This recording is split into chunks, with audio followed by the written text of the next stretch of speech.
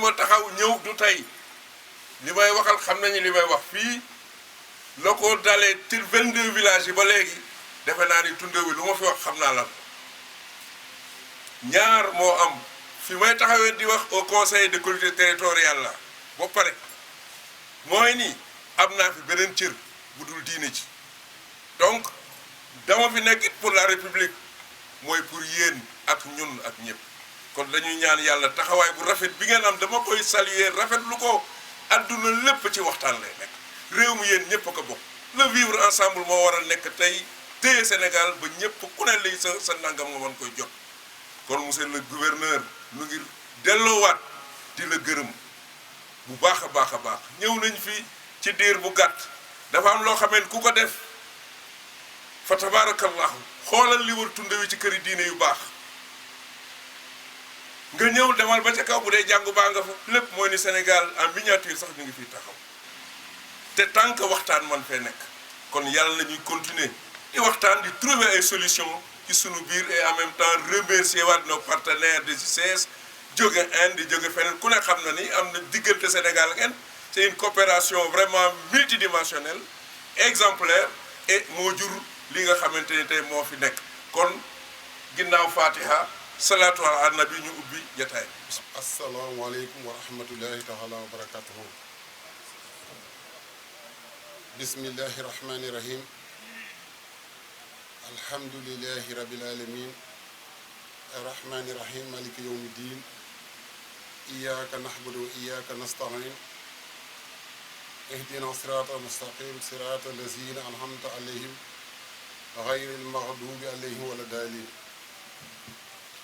akramani bi qul huwa allahu ahad rabbi walam yakun lahu kufuwan ahad zuyyina linnaasi hubbu shahwata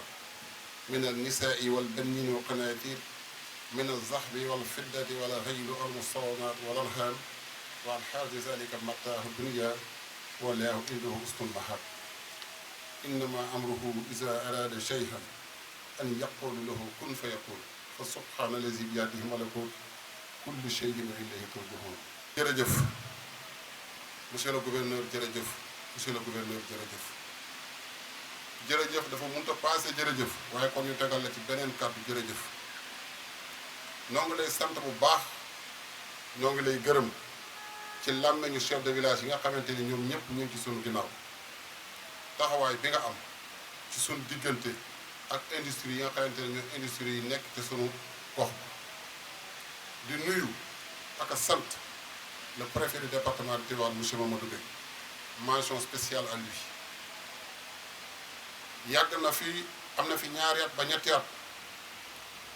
dégar pire nañ fi ay village ci kanamam ba village yu Ndaare bi processus bi moo ko commencé ba ci fii ak toute la disponibilité tout le savoir-faire bi mu ci doon jàpp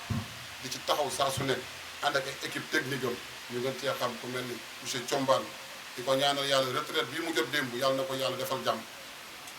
monsieur Abdou Aziz Diop le chef de serre de Méouane ak équipe technique bi ñu doon àndalal dinaa taxaw tuuti ci monsieur le préfet Guèye il est ouvert monsieur le gouverneur il est disponible xam na tamit ni muy liggéeyee ñun ñuy tey sunu taxawee ànd ak moom daf na woon kanam bu leer mu ànd ci le sous-préfet de l'arrondissement de Méouane monsieur Mamadou Sall nga xam ni procédure bii amagul weer Méouane monsieur Abdoulaye Xar moom moo ko commencé woon liggéey ci liggéey bu am solo yàlla dogal ñu yóbbu ko Ndaam dans l'arrondissement de Touba dans l'arrondissement de Ndaam mi ngi toog sa ginnaaw loolu aussi du ma ko bañ a wax fukki fan ak juróom-ñett mu jël otom sol ceeb gasoil industrie bu day ni industrie suñu Sénégal teg ci chauffeur ñu ànd ak ñoom di évaluer te ICS am na kàttanu mën a luye ay oto kon El Hadj Ngouda jërëjëf c'est pas pour rien que le préfet du département noonu la la coptee pour nga mën a ànd ak moom ci liggéey bi di ko dimbali nit aussi day am njariñ da nga faa nekk am njariñ Serigne Mamour xale la nañ ko ñaanal yàlla yàggal ko fi xam ni rafet na papa am moo na boole ak ñoom waaye liggéeyal na Ndaar yi liggéeyal ngaa xam liggéeyal gox ba liggéey boo xamante ni nit mën na ko faa mag ci askanu Jaxate te defoo ko fa mën naa ko seere ndax guddi ak bëccëg waxtu nekk duñ tàggoo mën ak moom kon loolu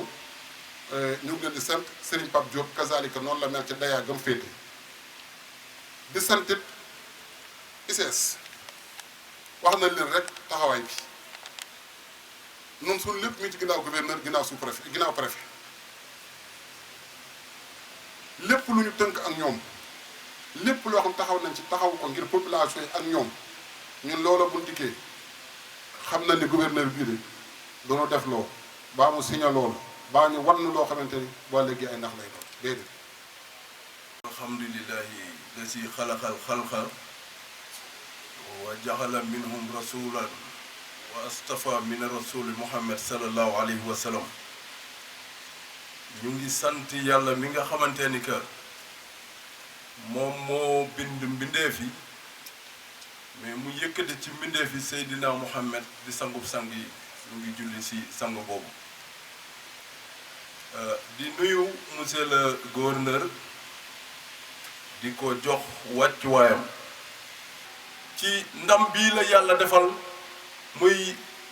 diggante ICS ak askan wi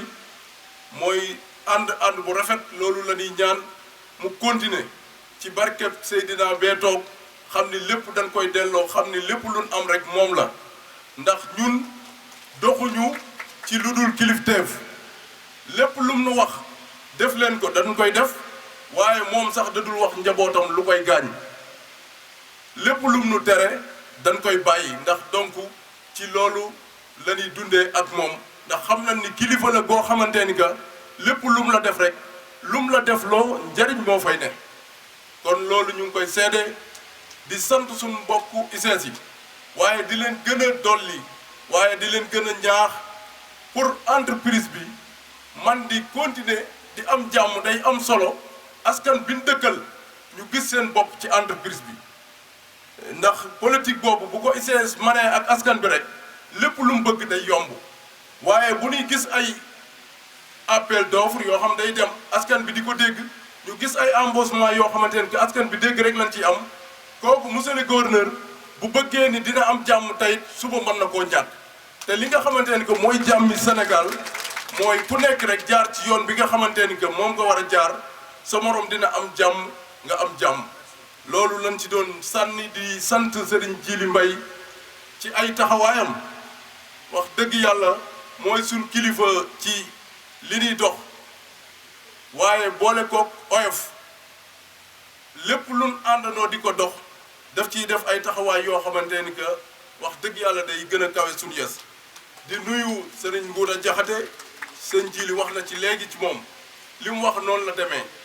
di nuyu chef du village yi fi teew yëpp di nuyu Alhaji Pape Diop moom it mu ngi fi di nuyu Cheikh Thioune Tobène bëgguñoo lim ndax buñ limee duñu matal ñu ngi jéggulu ñëpp di ziyaara ñëpp lii laa doon yëkkat ci ay kaddu lépp lu fi jub borom bi subhanahu wa taala la mais lu fi dëng ki doon wax moo matul alkamal lillah wasalaamu aleykum wa rahmatullah. mbooleem chef de village yi fi daje yëpp man caa jiital sunu chef de village Baye Bounama Touré nga xam ne mat na lépp waaye yiwi njabootam tax na lu bari mu jiital leen ci kon ci turu chef de village Baye Bounama bu yóbbaale chef de village yi fi toog yëpp waaye di nuyu tamit administration bi yëpp commencé ko ca préfet wàcc ba ci sous-préfet waaye chef de service yëpp ñu ngi leen di nuyu ak branche de sécurité yëpp di wax ni monsieur le gouverneur lépp lu am rafet su amul woon ñaaw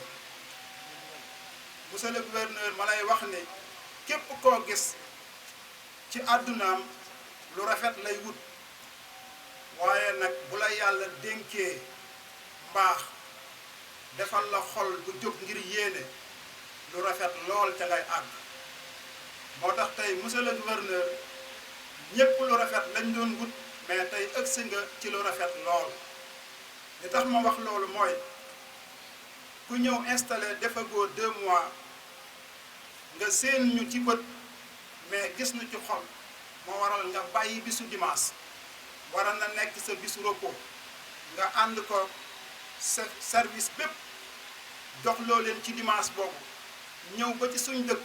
ne maay gis ak sama bët kon loolu yow danga noo séen ci bët waaye bi nga ëgsee danga ñoo gis ci xol te looloot amul truise saa yoo taxawee di wax mboolem sénégalais yépp ñoo yëg ni ku taxaw ci matal mi ngi nii ndax nit ñett rek la ñetti dimension mooy koo xam ni xelam da koo jox muy ci xam-xam lu jariñ mbindaafoon yépp mu ciy dox kooku mooy sa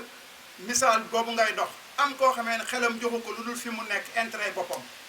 am koo xamee ne xelam joxu ko lu dul yàq ñett nit ñooñu nag yàlla def na Ndaari ci boppam mooy dëkk boo xamee ne moo man ni lu toll nii ci projet gendarmerie ñëwu fa àtte kenn wala mu jàpp ko ci biir doxalina ba mu jeex mooy dëkk boo xamee ne li ICS di kii lépp mosuñoo am benn jafe-jafe ak moom te bépp lu fi mos a xam ci ñi nu toxal ñëpp daana am ay jafe-jafe nit nag bu defee lu kenn deful jekkal lu kenn jekkalul kon dañ koy wax ngir ñeneen mën a roy ci moom ndax bari nañu sonal Sénégal ci wàllu sécurité te ay nit leen comme ñun ñu sonal seeni kilifa muy préfet yi sous-préfet yi gouverneur yi te suñuy njaboot lañ waaye lu tax genn yaree di ko goo xam ni faaw ñu bëgg leen a jubbanti di sant sëñ Jiili di sant El Hadji Nguuda di sant sëñ Mamour nag bu nu ko santee noonu la te dañ ko war a sant bu baax ndax li tax ñu koy sant bu baax mooy waajuram moo jàpp sama loxo jàpp ci loxoom ne ànd leen projet bi boobaak léegi nag lu ca dëngal jubbanti na ko kon ñu ngi leen di baalu àq di leen baalu àq di leen wax asalaamaaleykum wa rahmatullah. Processus déjà entamé depuis fort et longtemps, aujourd'hui est réglé. Monsieur le gouverneur, tout le village de Ndari, particulièrement les femmes, par ma voix,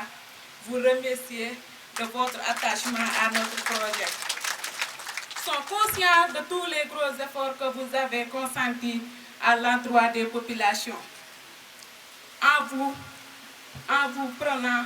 vous venant jusqu'au village de Ndari. Monsieur le gouverneur, chef suprême du pouvoir exécutif dans la région de Thiès, en prenant corps et âme notre projet qui est déjà réglé. Aujourd'hui, nos doléances restent toujours les mêmes. Le morcellement et la distribution du site de recagement appliqué le village de Ndari dans l'immédiat. L'embauchement des quelques personnes qu'avait dit ICS dans l'immédiat. Mais nous voudrions que l'ICS augmente les employés. Parce que dans le village de Ndari, il y a beaucoup de jeunes qui ont maîtrisé leur métier, des étudiants et n'ont pas de travail. Et le financement des jeunes du village de Ndari. Monsieur le gouverneur, je vous remercie et à vous tous. man nag sama commencement ñun dañuy gërëm président de la république monsieur Macky Sall li tax ma di ko gërëm dinaa ko wax mooy 2022 bi mu jëlee réew mi 2023 li mu njëkk a mébét mooy ICS dafa bokkoon ci ay projet ndax booba ICS defe naa ni ci jamono yooyu ñun ñu fa dëkkan deme nañ ba ñun ñëpp suñuy loxo nekk ci ginnaaw ndax daanaka ni amatuñ ndox muñ naan presque amatuñ suuf suñu bay kon xalaatam bi muy jël réew mi ñoo fa di def campagne dañ ko wax ne ko ñun monsieur le président li ñu soxla mooy nga taxawalaat ICS ba mu dellu canam nekkan bi mu ñëwee mébét boobu réussir na ko ndax li tax mooy bi Macky Sall jëlee réew mi ñun ñu dëkk ICS xam nañu ICS mi ngi doon tourné autour de 30% wala 35%. di ñaan nag comme ni am xel ak xam-xamu yokk ko ñu ngi leen di ñaan ñu gën ko yokk RSE bi ndax RSE ki la ñëpp di gën a gis seen bopp comme ni ko sëñ Mamour waxet mooy entrepreneur ñu gën a jàpp gox ba ndax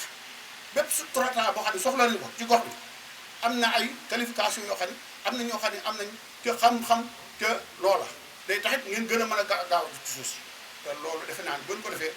jàmm day am ci gox bi monsieur le gouverneur da ngeen koy jàmmal ñun ñëpp dañuy nekk jàmm kon daal maa ngi sant ñëpp di gërëm ñëpp di gërëmaat monsieur le gouverneur di ko sant di ko gërëm taxawaay di ko ñaanal yàlla yàggal ko fi bàyyi ñu ko fi ñu ànd ak moom di liggéey ba li mu soxla ci région bi maam asalaamaaleykum wa rahmatullah.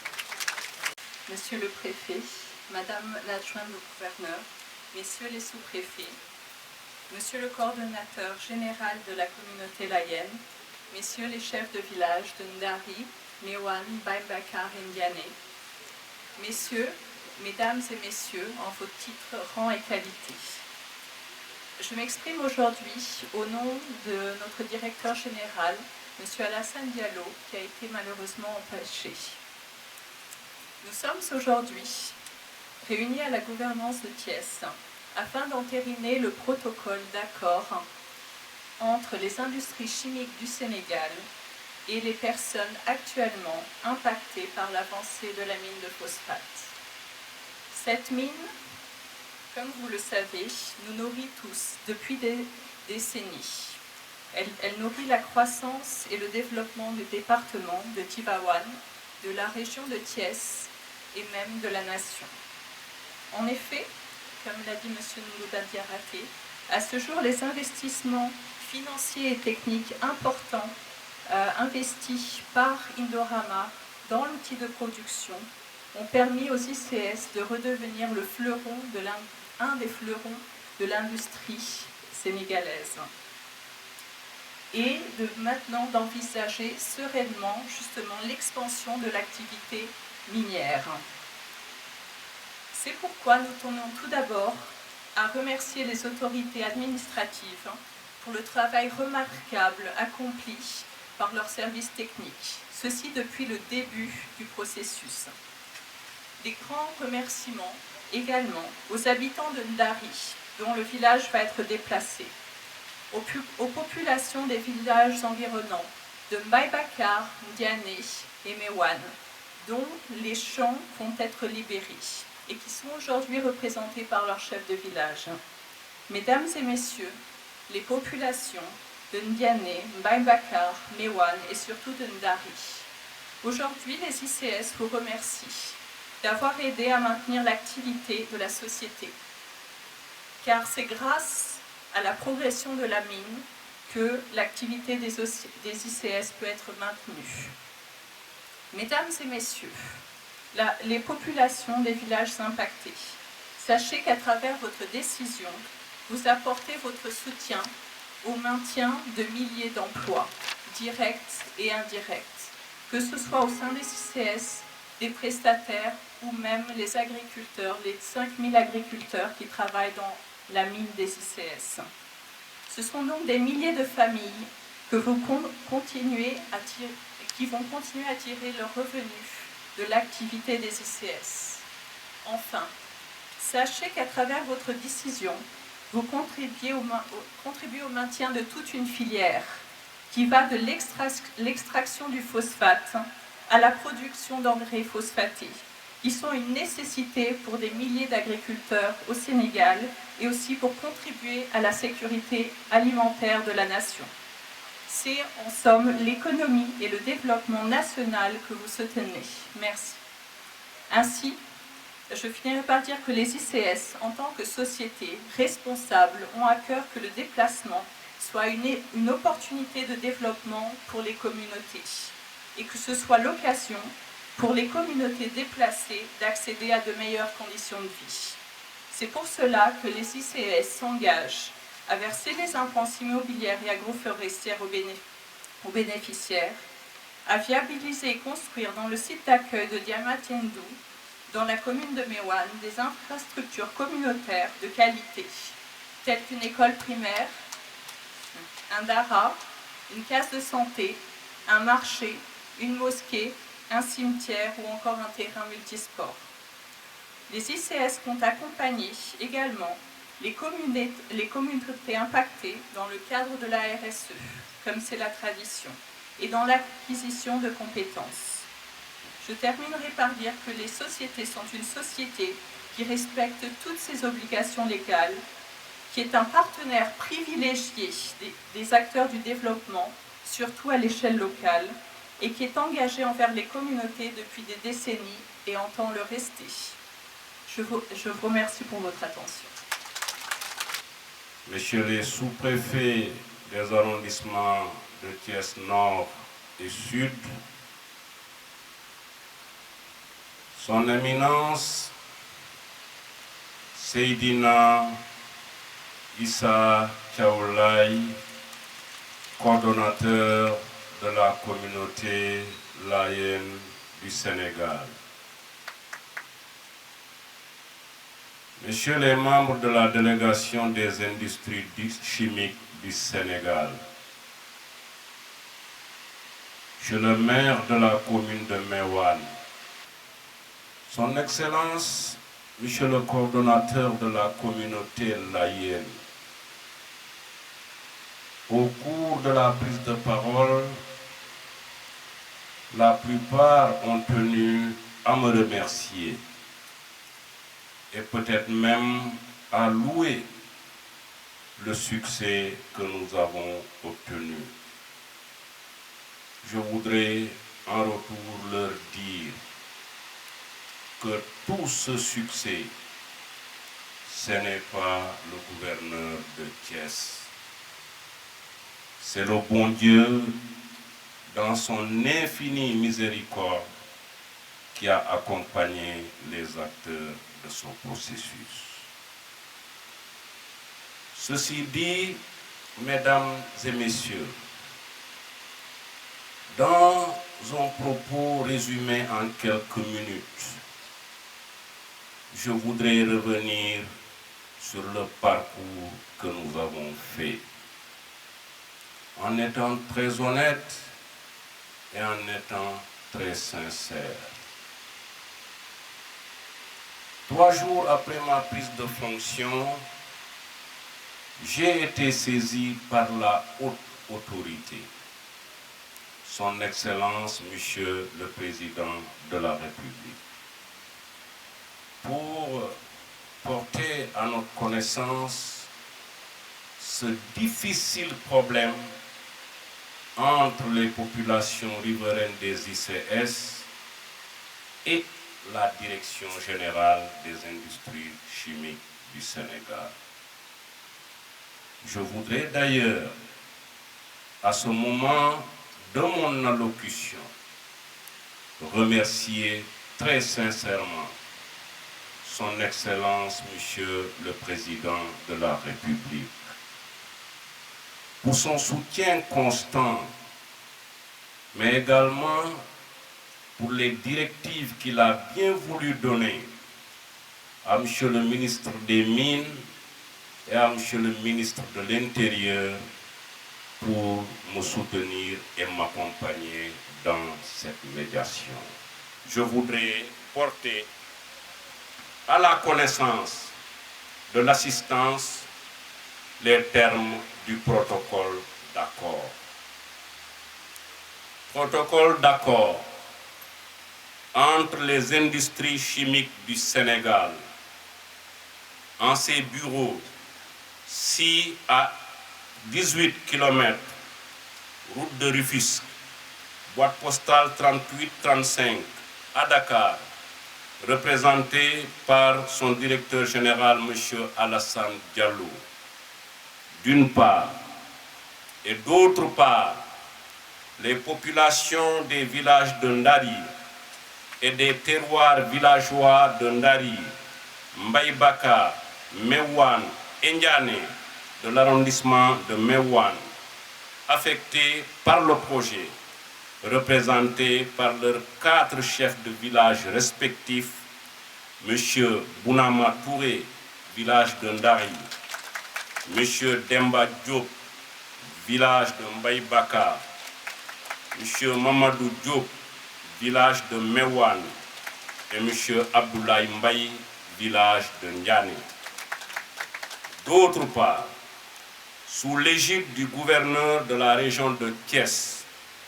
le présent protocole engage les deux parties. Ceci exposé, il a été convenu et arrêté ce qui suit. Article 1. Objet, prise d'effet et durée. Le présent accord prend effet à compter de sa signature. Il ne pourra pas être modifié ultérieurement. Seules les réclamations pour omission émises dans un délai de 15 jours suivant la date de signature et dûment constatées par les trois parties prenantes à ce protocole pourront être considérées. Article 2. Obligation des parties. Les parties s'engagent à exécuter le présent protocole de bonne foi en effectuant toutes les diligences nécessaires. Elles s'engagent à toujours se comporter l'une envers l'autre comme des partenaires loyaux et notamment à s'informer mutuellement de toute difficulté qu'elles pourraient rencontrer dans le cadre de l'exécution du présent accord. A. Pour les industries chimiques du Sénégal, de l'électricité, d'une case de santé, d'un cimetière clôturé, d'une école primaire, d'un dara, d'une mosquée et d'une morgue et d'un terrain de football. Les infrastructures communautaires devront être construites dans un délai de 8 mois à compter de la date de signature du présent protocole. 6. Les industries chimiques du Sénégal acceptent de consentir une aide financière, support en matériel de construction, frais de bornage, frais de déménagement aux personnes de Tissé 1 et de Ndari qui vont se déplacer dans le site d'accueil dans la période impartie au déménagement. 7. Dans le cadre du soutien à la résilience des populations ayant été déplacées, les industries chimiques du Sénégal s'engagent à employer de façon directe ou indirecte 5 personnes natives et résidentes du village de Ndari, de Mewan, de Mbaye Babacar et Ndiané et un contrat de sous-traitance à un prestataire de ces villages. 8. Les industries chimiques du Sénégal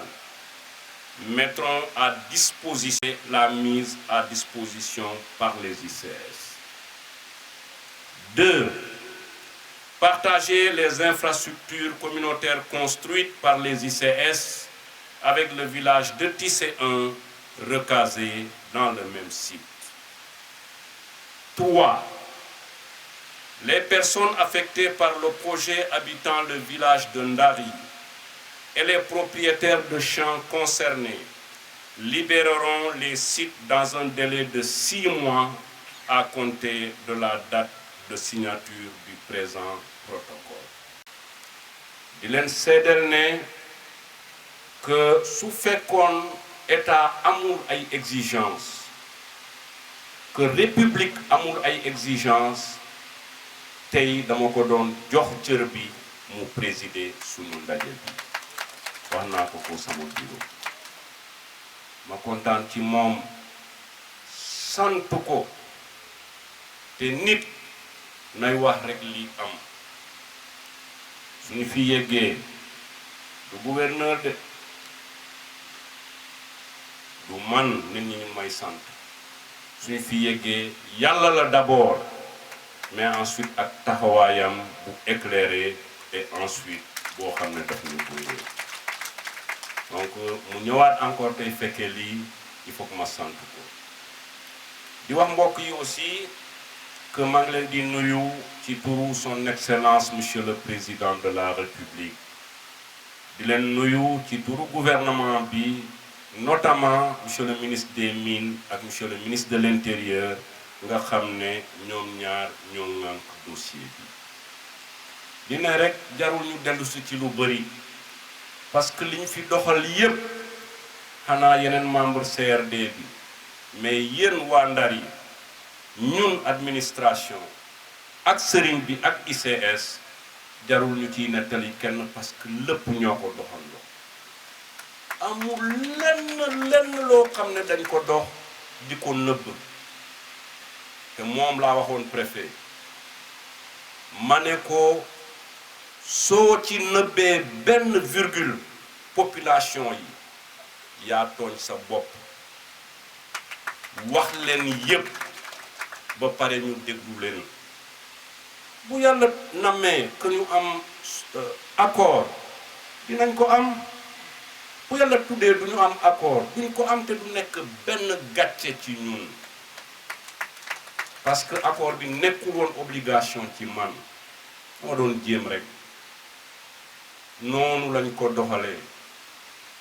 waa ICS aussi saa yu dëgg jotee yàlla seede na ne wax naa leen ko te yéen préfet yi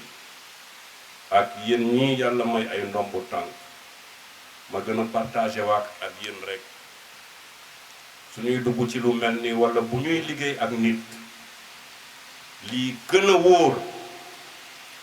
mooy nga bañ a yoreel nit ki dara doxalal jiital yàlla moom moo yor ndam yépp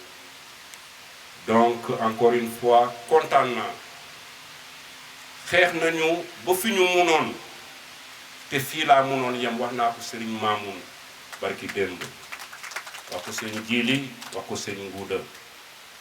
bi ñu ñëwaatee di ma laaj est-ce que mun nañu yokkaat tuuti ma ne leen mënatuma ñii lu ñu nekk indien man góor laa mënatuma parce que man xam naa fi ma jaar ak ñoom ñii déparé woon 4 milliards 500 di xeex ba yegg 7 milliards dërëm laa leen dul laaja waaye lépp luy RSE dinañ ci taxaw te Ndar yi ak dëkk yi dinañ ci gis seen bopp donc encore une fois ma sant leen man yàlla boole na ma ak yéen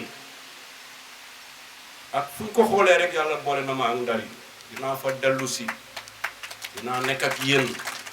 étape yépp su ma munee du ma yebal dinaa ñëw ba ñu yegg ci suñu dëkk bu bees bi alors encore une fois du ma sant sëriñ bi sant leen ICS moom jarul ma leen di sant ci wolof